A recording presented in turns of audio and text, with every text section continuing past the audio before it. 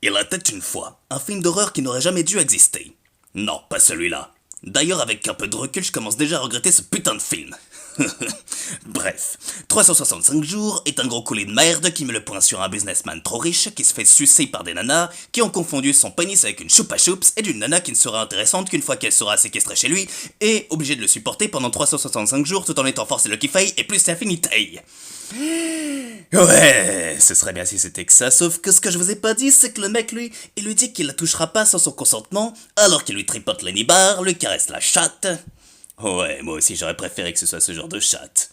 Bon, et en plus, il l'attache sur un lit tandis qu'il fait venir une nana qui a encore confondu la sucette avec son pénis, et qu'en plus, il la force à regarder cet instant malaisant et aussi mal branlé qu'un porno de Balkany et DSK.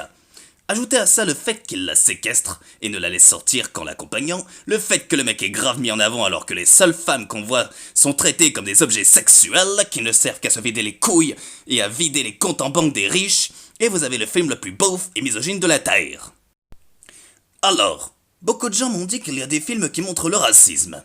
Ouais, sauf que justement, ces films montrent le racisme pour dire que c'est mal et qu'il ne faut pas faire ça, alors que 365 jours nous montre que séquestrer une meuf pour la forcer à nous kiffer tout en utilisant des femmes comme des objets sexuels, bah c'est bien si t'es riche et beau gosse.